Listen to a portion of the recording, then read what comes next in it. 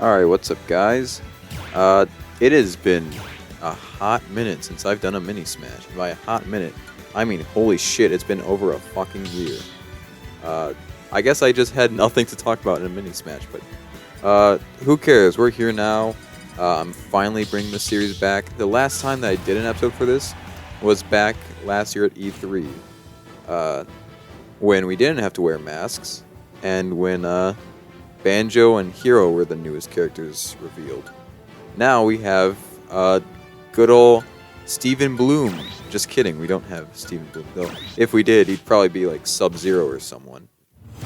No, we have Steve from Minecraft, which, honestly, I never wanted Steve. Mainly because I'm personally not a big fan of Minecraft, or the fan base of it, though. That's not really a fair thing to say, because, I mean, look at other things like Undertale and Rick and Morty and their fan bases, even though I still love Undertale and Rick and Morty.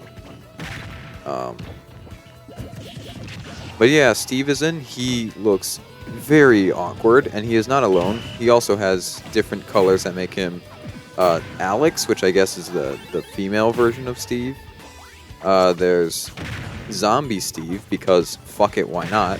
And there's fucking Enderman. I wonder if Slenderman would be proud, or if he would be envious to know that Enderman got in Smash. But Slenderman probably will never be in this game, because he did not originate as a video game character. But whatever.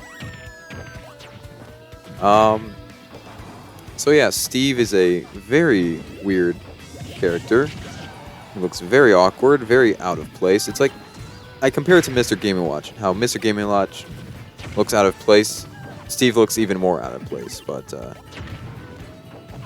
man, I don't even know how Steve is going to work. Sakurai said, like, oh, I made this trailer early, or wanted to show off this trailer early, so that you could get a good idea of how to play Steve. No, that did not help at all. I'm still very confused. Apparently they had to go back and make it so you can mine for blocks in every single stage, which is crazy to think about. Yeah, so Steve seems like he's going to be a very unique, maybe a very fun character too. I have no idea. Looks like you can do a lot with Steve. I think probably my favorite move that I saw, other than the fact that you can build, my favorite move that I saw was the one with the minecart. I think that'll be a pretty fun one to play with. I wonder if you can also trap other characters in said minecart. But yeah, I'll get to talking more about Steve later. Overall, my thoughts on him are just like, I expected it, because I felt like, if they're including a bunch of big third-party names, they're eventually going to have to come to Minecraft, since it is it's the highest-selling video game of all time. So, yeah, it was inevitable. The thing is, I feel like we all expected it, but we just have different opinions on it. Some people love it, some people hate it. I only care if the character's fun, which is what I said about Byleth 2, and Byleth turned out to be trash. I might as well talk about the other DLC characters, but first of all, I'm going to talk about what I'm playing right now, Squad Strike. This, I would love to see this in competitive Smash tournaments, because, damn, there's a lot you can do with this. There's the whole strategy of who to choose, what placements, backup strategies for if you're falling behind. Like there's a lot that actually goes into this if you want to play this as a competitive mode. And it's to the point where I think like this could actually end up being a great way to play Smash in tournaments or such.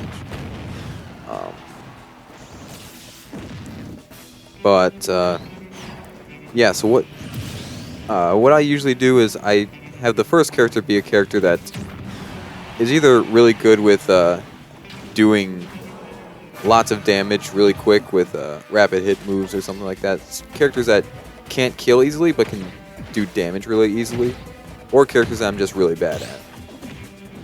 And then the second character is usually like a cleanup character, where if I got the latest opponent to a really high percent, then I'll go and do. I'll use a character like, say, Inkling, since they've got that ink mechanic where I can just spray ink and then I can do more knockback. Or someone like Diddy Kong, throw a banana, trip them, and then finish them off. Zero Suit Samus, stun them, then finish them off. Then middle character is, it's usually like a zoner for me. Either a zoner or a heavyweight.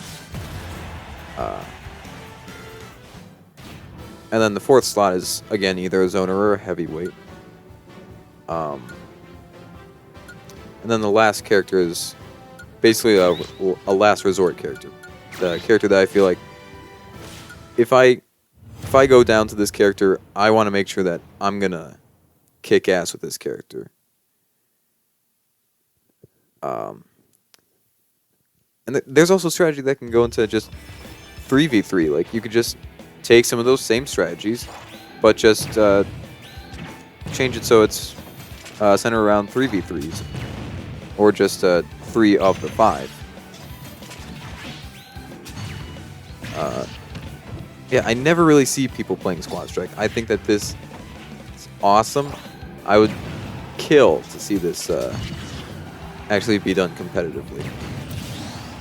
I mean, I have seen it before, but I don't know. It just feels a little more awkward. I'd like it to be to where you actually do have free control over what characters are at what placements and all that, because that goes into the actual thought process of who to use at what time and why I should be using them at that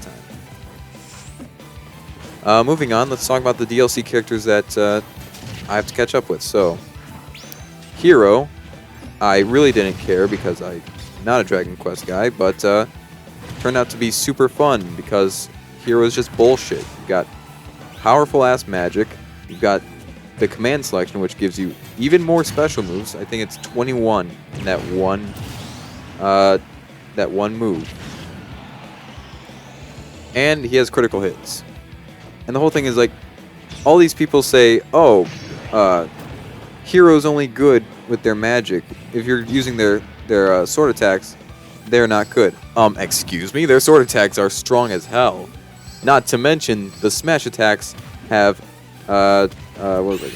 They have frickin' critical hits, which no other character's smash attacks can critical hit. Other than, I guess, Marth, because Marth's whole idea, from what I've heard, was that his tipper is supposed to represent critical hits. I don't know how true that is, but it's not the same as how it works for Hero. For Hero, it's busted. Banjo, really cool to actually have him in Smash Bros. The dream has come true. I don't really think he's all that good, but it's still great to see him in the game. He is still fun to play as occasionally, but I don't know, he doesn't really click with me. And then Terry, I never even talked about Terry until now. Terry is fun as fuck. At first, I didn't really care about Terry. Then I played as him and I'm like, oh my god, this guy is phenomenal. Oh my.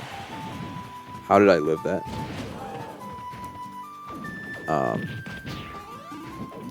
Man, Terry, with all his combos, they're really fun with his frickin' go meter.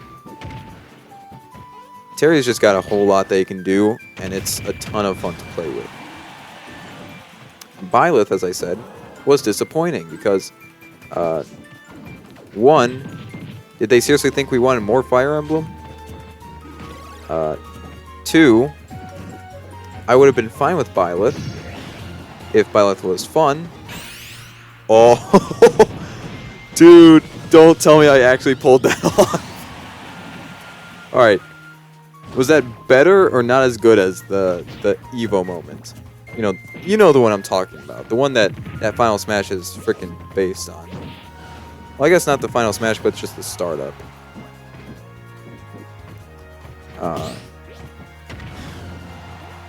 What was I saying?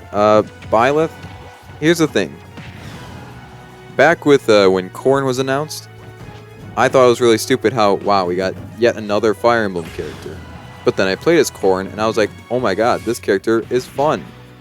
Byleth, I kind of knew who Byleth was because I watched a live stream of, I think, half of Three Houses.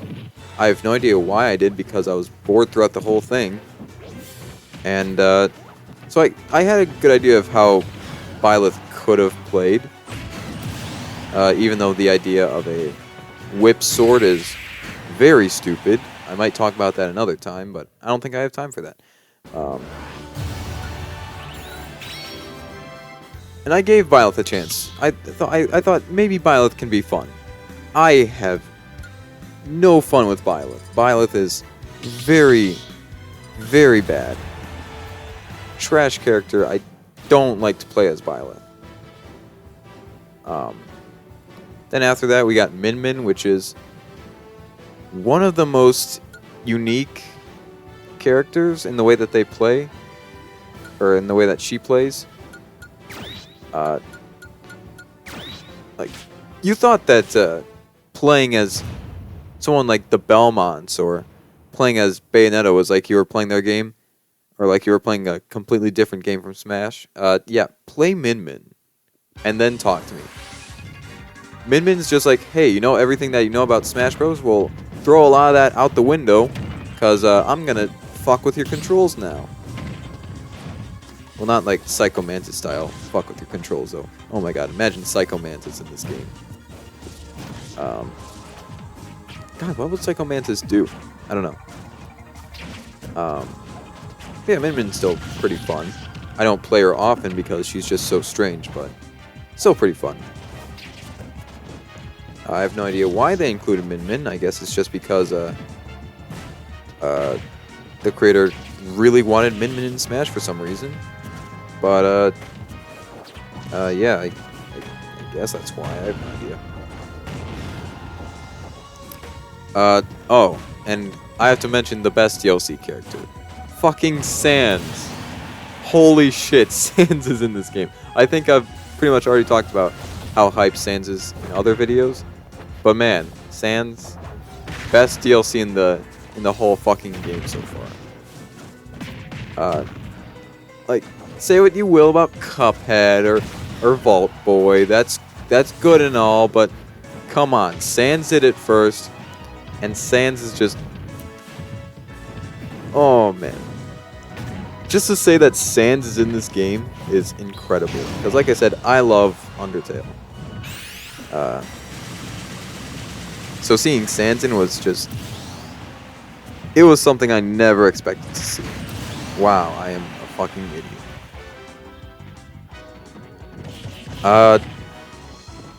So yeah, that's basically that. Now moving on, I kind of want to talk about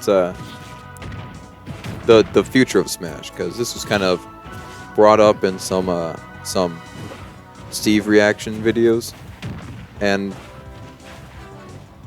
pretty much the thing that I heard that I can relate most to is Nintendo, they might as well just say, we don't need another Smash game. We should just keep updating Smash Ultimate. Which, yes, I know that's a lot of strain for the development team to know, oh, well, shit, we're still gonna be on this game forever, but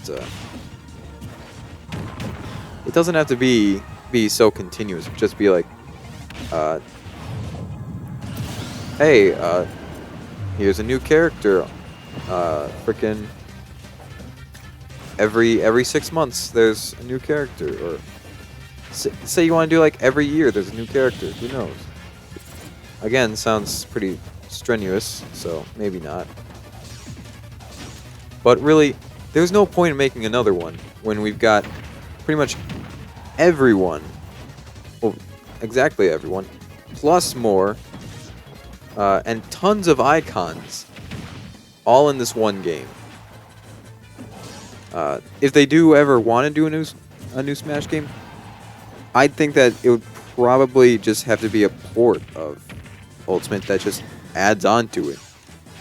Because really, like I said, there is no reason that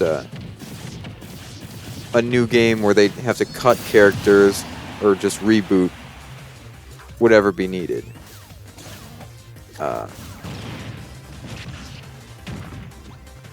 Because, I mean, if we were to reboot it, here's the thing. It would either just be a downscaled version of Ultimate, or they would go back to the whole idea of, okay, this character has to be... We're going to have this character to be the rushdown character. This character to be the grappler character.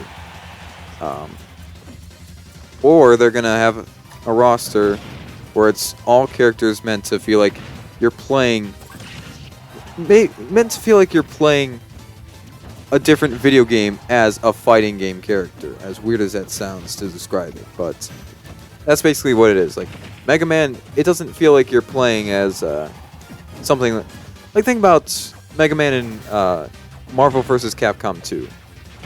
You're playing Marvel vs. Capcom's Mega Man. In Smash Bros., you're playing Mega Man's Mega Man.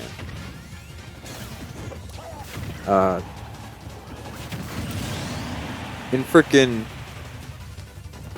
What's that one game called? Anarchy Reigns. You're playing as Anarchy Reigns Bayonetta. You're not playing as Bayonetta, unlike in Smash Bros. I'm going to do one more of these just because I haven't been using all the characters. So what I'm going to do is I'm actually going to give myself a little handicap here. You'll see what that is in a minute. But yeah, and if they want to go that whole route, whether they want to reboot it and make every character feel like you're playing that character's game as a character, the issue with that is that if you were to do this, what exactly would you do for some characters? Like, what are you going to do for half of the Mario roster? They're mainly just generic characters. There's not really something that you can do to have them be representatives of a certain game or feel like you're playing a certain game as a fighting game character. Like, I could see Mario, I could see Luigi, I could see Bowser kind of being like a boss as a character, and Rosalina and Luma. The rest, I have no idea what you do to make them stand out or feel like you're playing a certain Mario game as a character. And that's a huge problem, because everyone thinks that this route would be good. It would be good for some characters, like, for sure, but at the same time, you'd be losing a lot of what makes Smash Bros. Smash Bros. What makes Smash Bros. Smash Bros. Is that it's so diverse. You've got all these different faces, and not to mention their different playstyles too. There are some characters that are just references to things that they do in their game because they can't really pull something that really feels like you're playing their game as a character. Think like Pokemon. What exactly are you going to do for Pokemon? At that point, you might as well just have the Pokemon trainer, because that's the only one that's kind of like you're playing Pokemon as a character. So you'd be losing literally every other Pokemon character, because they're just meant to be normal characters with movesets that fit their personalities or their build, their powers. So, and if you were to just do a reboot where it's just everyone's meant to be a certain role, that's basically like going back to 64 Melee, where that was basically their whole thought process. I'm not sure. I think it was... Yeah, it started in Brawl, I guess, where they started doing characters that really felt like you were playing their games as a character. I mean, I guess you can argue, yeah, 64 because of Kirby. But really, Brawl is what gave us Pokemon Trainer, which is probably the best example from Brawl, and then Smash 4 came along, followed that same philosophy with doing characters like Villager, focused on collecting things, like how you do in Animal Crossing.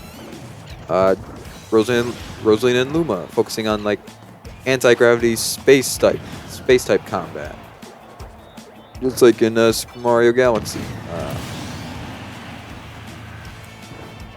Frickin' Ryu playing like he does in Street Fighter with his button commands. And then, of course, Ultimate added upon that with, other characters. Inkling, focused on keeping space and utilizing all their weapons.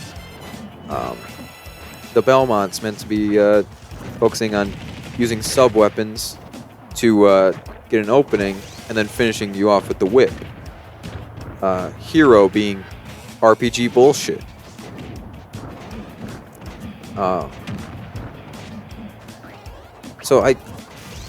And if you're to just cut the roster in half, you basically just be making an inferior version of Ultimate, which there's really no point in that. It's like how people keep saying that Melee is Brawl's it's inferior to Melee. That is not true. This would actually be that case, because at that point you're taking away a lot that made Smash Bros. Special, at least Ultimate special.